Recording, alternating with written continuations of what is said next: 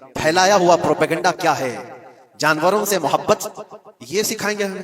اللہ کے نبی صلی اللہ تعالیٰ علیہ وسلم فرماتے ہیں بنی اسرائیل کی ایک خاتون کو میں نے جہنم میں دیکھا. کس بنیاد پر؟ فرماتے ہیں وہ عبادت گزار تھی، زاہدہ تھی، پرہیزگار تھی، لیکن ایک بلی پالی ہوئی تھی، اور اس نے کبھی عبادت کرنی ہوتی تو دو دو دن، تین تین دن تک اپنے کمرے میں گوشہ نشین ہو جاتی تھی اکیلی، اور اس نے اپنی بلی کو ایک جگہ پر گلے سے رسی لگا کر باندھ دی، اور 3 دن تک وہ اپنی عبادت میں رہی، مصروف رہی، اور 3 دن کے بعد اسے خیال آیا تو جا کر دیکھی بلی مر چکی تھی.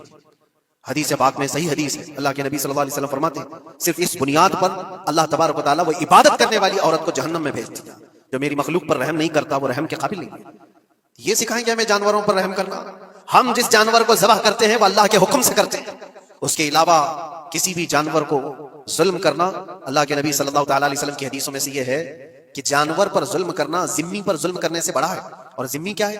ذمی وہ جو مسلمانوں کے ملک میں امن کے ساتھ رہنے کے لیے ریکویسٹ کیا ہوا ہو اور اسلامی حکومت اسے امن دی ہوئی ہو. اور اللہ کے نبی صلی اللہ علیہ وسلم فرماتے ہیں مسلمان پر ظلم کرنے سے زیادہ بڑا ظلم ذمی پر ظلم کرنا ہے، اور اس سے بڑا ظلم جانور پر ظلم کرنا ہے. یہ میرے آقا کے فرمان ہے، نبی اکرم صلی اللہ علیہ وسلم نے فرمایا، اور رحمت للعالمین ہے.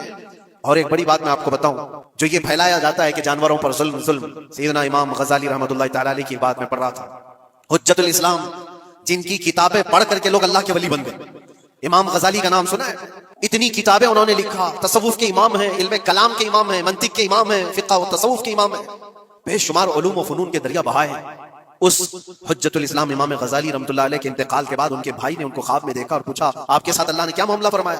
امام غزالی فرماتے ہیں اللہ نے مجھے بخش دیا، میری لکھی ہوئی کتابیں، میری عبادتیں، ہزاروں کو جو میں نے پڑھایا وہ شاگرد، یہ ساری چیزوں کی وجہ سے نہیں، بس ایک کام کی وجہ سے. پوچھا وہ کون سا کام؟